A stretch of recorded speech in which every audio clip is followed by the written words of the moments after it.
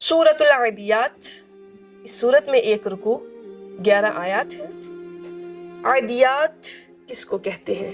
मुजाहिदीन के इन घोड़ों को आदियात कहते हैं जिन्हें वो दुश्मन का पीछा करने के लिए तेजी से दौड़ाते हैं। इस सूरत की पहली आयत में अल्लाह ताला ने इन घोड़ों की कसम इरशाद फरमाई।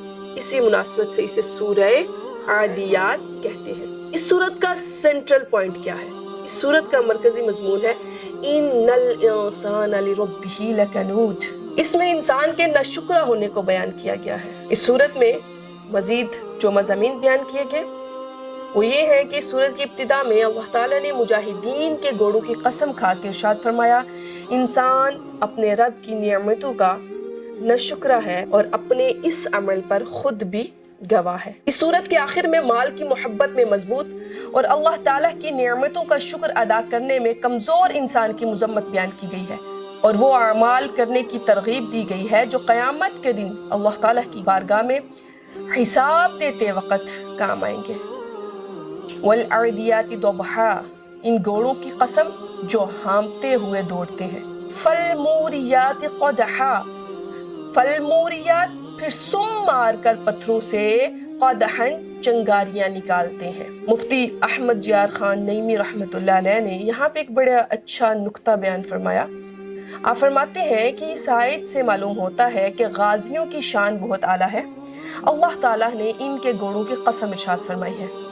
मजीद फरमाते हैं कि जब गाजी के घोड़े ने अपनी पुश्त पर गाजी को लिया तो इस घोड़े की शान ऊंची हो गई। तो जब हज़रत अबू बकर सिद्दीक ने हिजरत की रात रसूल करीम सल्लल्लाहु अलैहि वसल्लम को अपने कंधे पर लिया, हज़रत अली मुर्तज़ा ने हुजूर अलैहि सलातु वस्सलाम को अपने जानों पर सुलाया।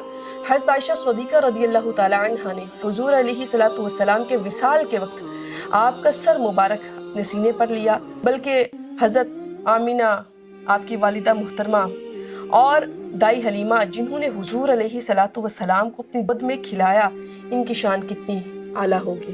एक नुक्ता ये बयान फरमाते हैं कि जब गाजी ये घोड़े की सांस बरकत वाली है, हांफते हुए जब दौड़ते हैं, अल्लाह ताला ने इसकी कसम खाई। जब गाजी के घोड़े की सांस बरकत वाली है और इसकी कसम खाई जा रही है तो फिर जिक्र करने वाले की सांस भी बरकत वाली है जिससे शिफा होती है। यहाँ एक नुक्ता मजीद काबिल जिक्र ये है कि गाजी के घोड़े के सुम से इस पत्थर और शोले को निस्बत हुई तो ये अल्लाह ताला की बारगाह में इतना प्यारा हो गया कि अल्लाह ताला ने इसका भी जिक्र फरमा के कसम खा ली। इससे क्या मालूम हुआ कि अल्लाह के मकबूल बंदों की निस्बत भी इज्जत का सबब बनती है।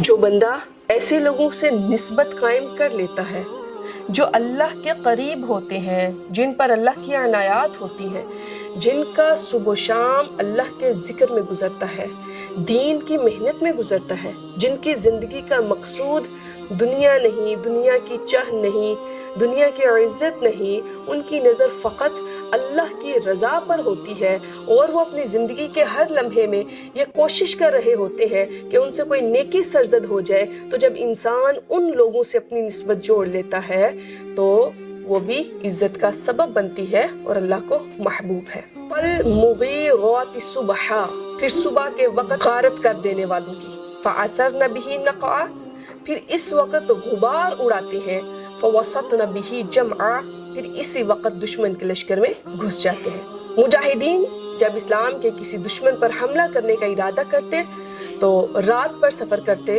और सुबह के वक़्त हमला कर देते। इसका फ़ायदा ये होता कि रात के वक़्त अंधेरे में होने की वजह से वो दिखाई नहीं देते थे और जिस वक्त वो हमला करते इस वक्त लोग गाफिल और जंग के लिए तैयार नहीं होते थे। चंद नकात आयात से हमारे सामने आते हैं।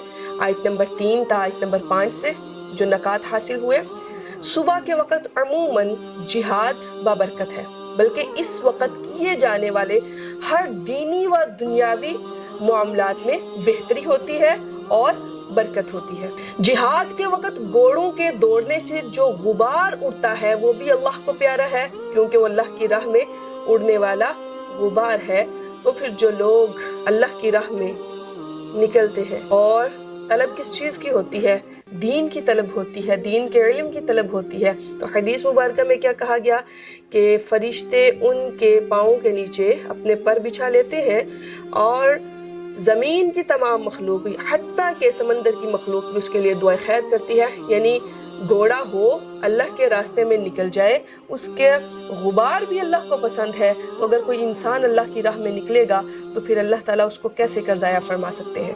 اس کے بعد فرمایا ان الانسان لربہ لکنود، بے شک انسان اپنے رب کا بڑا ناشکرا ہے. وَإِنَّهُ عَلَى ذَلِكَ لَشَهِيدٌ، اور وہ اس بات پر خود گواہ بھی ہے. اللہ تعالیٰ نے غازیوں کے گھوڑوں کی قسمیں ذکر کر کے فرمایا بے شک انسان اپنے رب کا بڑا ناشکرا ہے. حضرت عبداللہ بن عباس رضی اللہ تعالیٰ عنہ فرماتے ہیں ناشکرے سے مراد وہ انسان ہے جو اللہ کی نعمتوں سے مکر جاتا ہے. اور بعض مفسرین نے فرمایا ناشکرے سے مراد گنہگار انسان ہے. اور بعض مفسرین کیا کہتے ہیں کہ اس سے مراد وہ انسان ہے جو مصیبتوں کو یاد رکھے اور نعمتوں کو بھول جائے. وَإِنَّهُ عَلَى ذَلِكَ لَشَهِيدٌ، اس آیت کا ایک معنی یہ ہے کہ بے شک وہ انسان ناشکرا ہونے پر خود اپنے عمل سے گواہ ہے، اور دوسرا معنی یہ ہے کہ اللہ تعالیٰ انسان کے ناشکرے ہونے پر گواہ ہے. وَإِنَّهُ، اور بے شک وہ لِحُبِّ الْخَيْرِ، مال کی محبت کے لیے لشدید، البتہ بڑا شدید ہے، بڑا سخت ہے، اسے مال سے بہت محبت ہے. افلا، کیا پھر نہیں، یعلم، وہ جانتا، اذا، جب، بعثر ما فی القبور، جب اٹھائے جائیں گے، ما فی القبور، جو قبروں میں ہے، وحصل، اور حاصل کر لیا جائے گا، ما فی الصدور، جو ان کے سینوں میں ہے، یا پھر نکال لیا جائے گا جو ان کے سینوں میں ہے. ان ربہم بہم یومئذ لخبیر، بے شک ان کا رب اس دن ان کی یقیناً خوب خبر رکھنے والا ہے. ان آیات کا خلاصہ کیا ہوا؟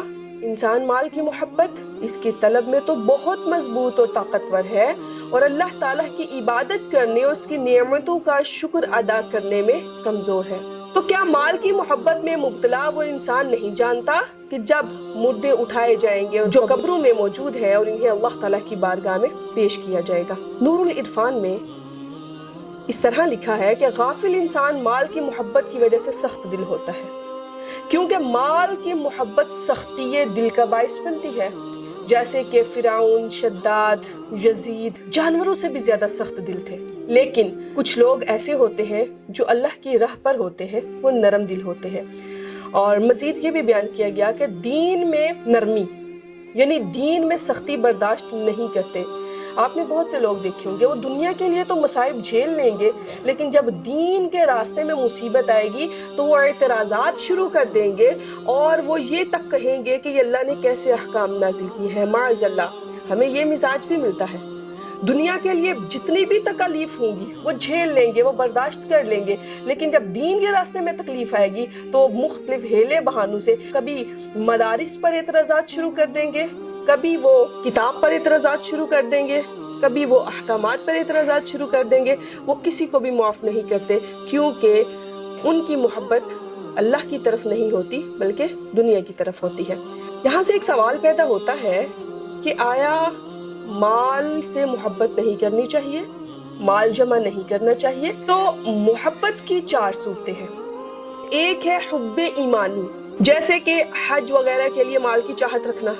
آپ مال سے اس لیے محبت رکھتے ہیں کہ میں حج کروں گی، میں سیونگ کر لیتی ہوں، میں عمرہ کروں گی، میں نیکی کا کام کروں گی، میں غربا کو کچھ لے کے دوں گی، میں یتیموں کا سہارا بنوں گی، میں مدارس دینیہ کا خیال کروں گی، میں مساجد بنواؤں گی. ایک ہے حب ایمانی. دوسری صورت ہے حب نفسانی، جیسے اپنے آرام اور راحت کے لیے مال سے رغبت رکھنا، یعنی مال کو جمع کر لینا یا مال اس لیے عزیز ہونا کہ ہماری زندگیوں میں آسانیاں آ جائیں. اس میں بھی اگر انسان طلب کرتا ہے تو کوئی حرج نہیں.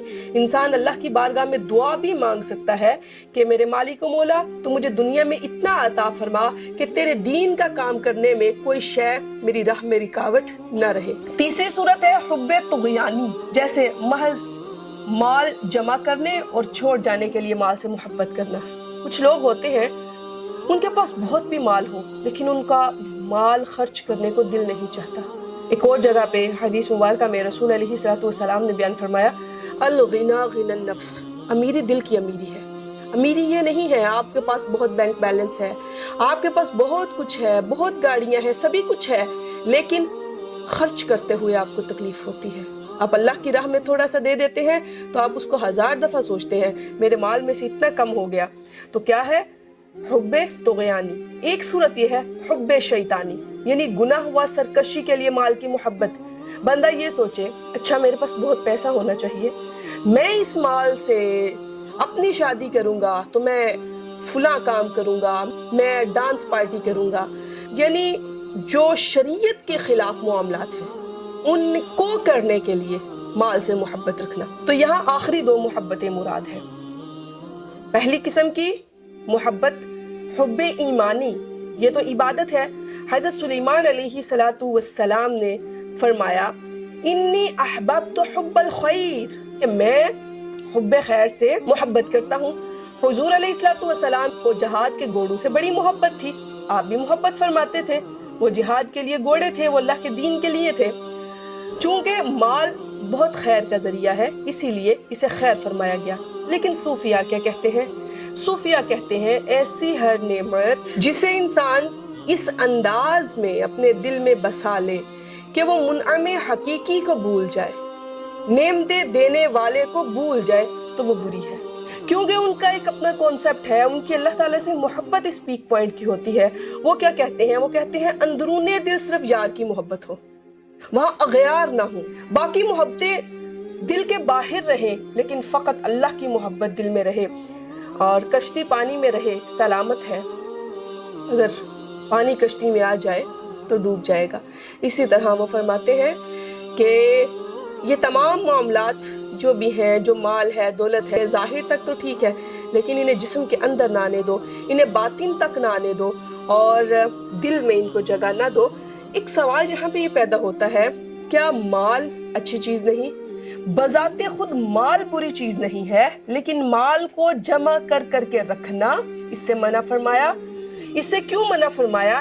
اس لیے اس سے منع فرمایا کہ جب انسان مال کو جمع کر کے رکھتا ہے تو وہ لمبی زندگی کی امید باندھ لیتا ہے، اور جب وہ لمبی زندگی کی امید باندھ لیتا ہے تو وہ اللہ کو بھول جاتا ہے۔ جب وہ اللہ کو بھول جاتا ہے تو وہ آخرت کو بھول جاتا ہے، اس کا یقین آخرت پہ کمزور ہوتا ہے، اور جب اس کا آخرت پہ یقین کمزور ہوتا ہے تو وہ گناہوں کی دلدل میں پھنس جاتا ہے۔ اللہ تعالیٰ ہم پہ رحم عطا فرمائے، خیر و عافیت عطا فرمائے، ہمیں اللہ تعالیٰ وہ مال عطا فرمائے جو ہمارے لیے فتنہ نہ بنے، ہمیں اللہ تعالیٰ اولاد ایسی عطا فرمائے جو ہمارے لیے فتنے کا سبب نہ بنے بلکہ ہمارے لیے خیر کا سبب بنے۔ وآخر دعوانا ان الحمد للہ رب العالمین۔